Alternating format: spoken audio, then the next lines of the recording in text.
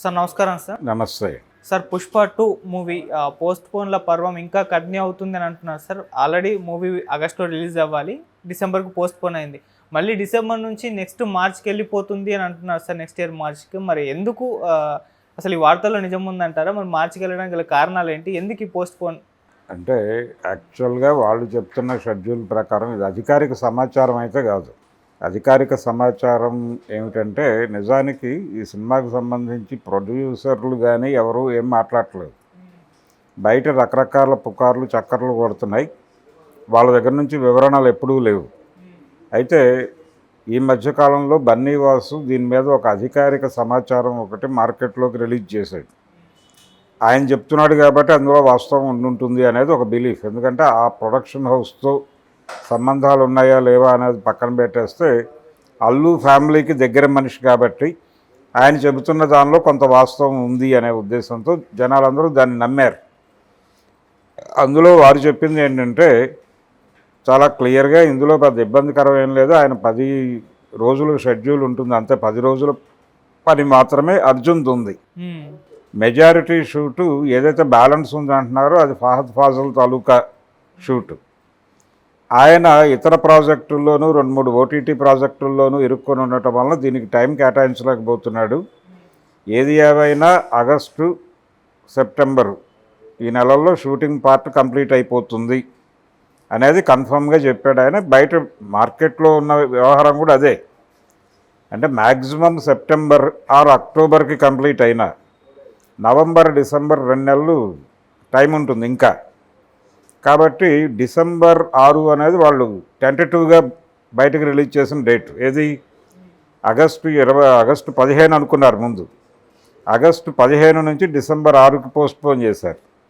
ఈ పోస్ట్పోన్ చేసిన date fix అవడానికి టెక్నికల్గా ఇబ్బంది ఏమీ లేదు, సఫిషియెంట్ టైం అయితే ఉంది. ఓకే.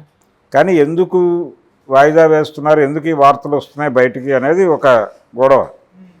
ఇది వాంటెడ్గానే కొంతమంది స్ప్రెడ్ చేస్తున్నారు అని అనుకున్నప్పటికీ ఇంకొక దీనికి కొంత సాధికారత జోడిస్తూ ఇంకొక మాట బయటకు వచ్చింది. అదేంటంటే డిజిటల్ రైట్స్కి సంబంధించి ఇంకా బేరసారాలు నడుస్తున్నాయి, అది క్లారిటీ రాలేదు. అలాగే ఈ సినిమాకి సంబంధించి అంటే బయట అమ్మకాల రేట్లు ఫిక్స్ అవ్వలేదు ఇంకా. ఇలాంటి చర్చలేవో జరుగుతున్నాయి. కొన్ని మార్కెటింగ్కి సంబంధించిన ఇష్యూస్ మీద కొంత డైలమాలు ఉన్నాయి, ఇంకా క్లారిఫికేషన్స్ రాలేదు.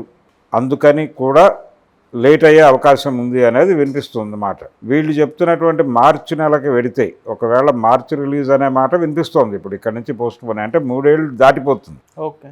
విజయవంతంగా ఫస్ట్ పార్ట్ రిలీజ్ అయ్యి 3 ఏళ్ళు దాటిపోయి తర్వాత రిలీజ్ డిసెంబర్లో రిలీజ్ అయితే ఆ ప్రాబ్లం ఉండేది కాదు. అంటే 3 ఏళ్ల లోపు రిలీజ్ చేసినట్టుగా భావించవచ్చు. కానీ ఇప్పుడు అది క్రాస్ అయిపోయింది. ఓకే. క్రాస్ అయిపోయింది కాబట్టి 3 ఇయర్స్ దాటిపోయిన చరిత్ర క్రియేట్ చేసుకుంటాడు ఆయన. అల్లు అర్జున్ 3 ఏళ్ల పాటు సినిమా లేదు అతనికి. 4th ఇయర్లో సినిమా వస్తుంది.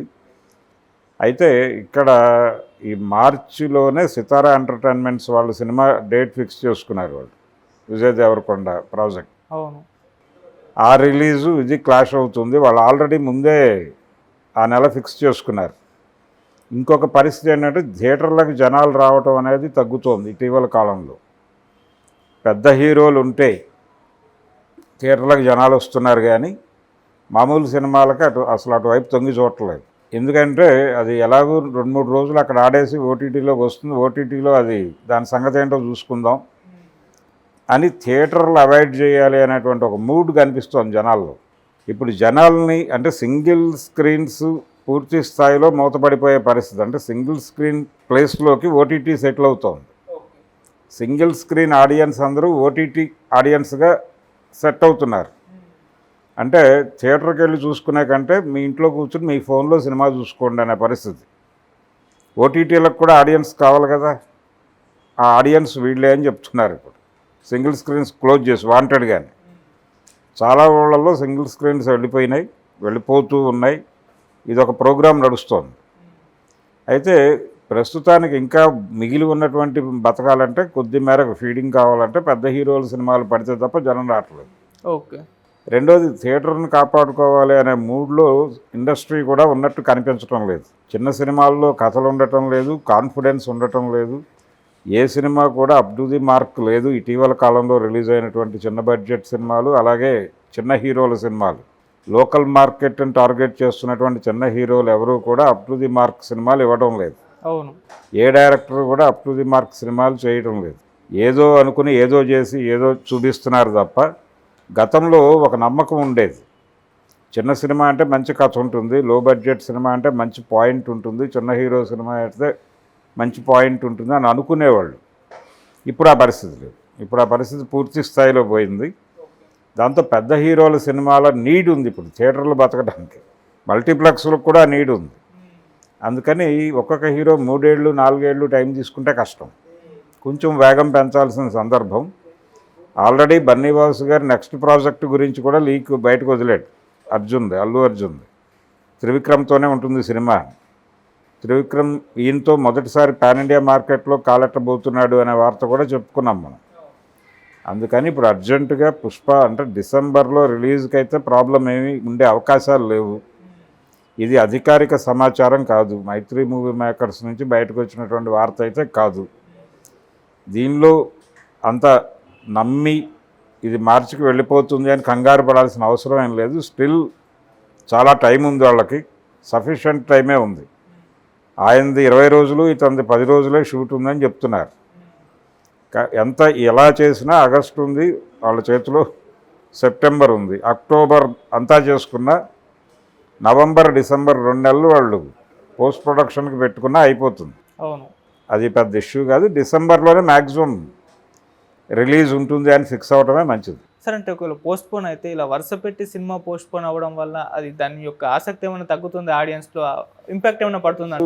ఇంట్రెస్ట్ తగ్గడం ఏమైనా ఉండదండి. అతనికి ఒక ఇమేజ్ ఉంది, ఆ ఇమేజ్ మీద థియేటర్లకు వెళ్తారు జనాలు. సినిమా బాగుంటే కంటిన్యూ అవుతుంది, లేదంటే కనుక నిర్దాక్షిణ్యంగా నేలకేసి తొక్కుతారు. దానిలో సందేహం ఏం లేదు. పుష్ప పార్ట్ 1 కూడా తెలుగులో డివైడ్ టాక్ వచ్చినటువంటి విషయం గుర్తుంచుకోవాలి. దాని నుంచి బయటపడటం కోసం కసరత్తు ప్రారంభించి ఇంత డిలే చేశారు దీన్ని. ఇప్పుడు ప్రాపర్గా రిలీజ్ అయితే సినిమా దానికి వచ్చిన ఇబ్బంది ఏం లేదు. దాని ఇమేజ్ దానికి ఉంది, ఆయన తాలూకా ఆడియన్స్ ఆయనకున్నారు. పెద్ద హీరోలకు ఉండే అడ్వాంటేజ్ ఇదే.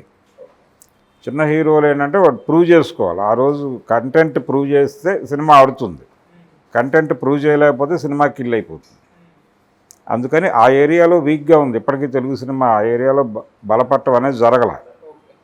సో పెద్ద హీరోల సినిమాలు వేగంగా రావాలని కోరుకుంటున్నారు, మల్టీప్లెక్స్ వాళ్ళు కూడా కోరుకుంటున్నారు. ఫీడింగ్ కావాలి కదా థియేటర్కి.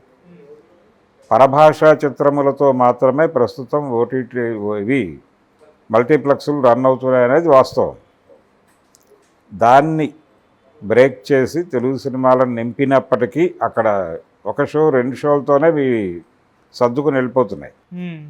రెండోది, ఒకప్పుడు ఒక ఊరు మొత్తానికి ఒకే థియేటర్లో సినిమా రిలీజ్ అయ్యేది. ఇప్పుడు పరిస్థితి ఏంటంటే ఒక సెంటర్లో మీకు 4-5 మల్టీప్లెక్స్లు ఉంటే ఆ ఏరియాలో ఒక్కొక్క దానిలోనూ 5-6 స్క్రీన్స్ ఉంటాయి. 5-6 స్క్రీన్స్లోనూ ఒకే రోజు ఆ సినిమా వేసేస్తున్నారు. అంటే ఒక ఏరియాలో దాదాపు 50 స్క్రీన్స్లో సినిమా పడిపోతుంది.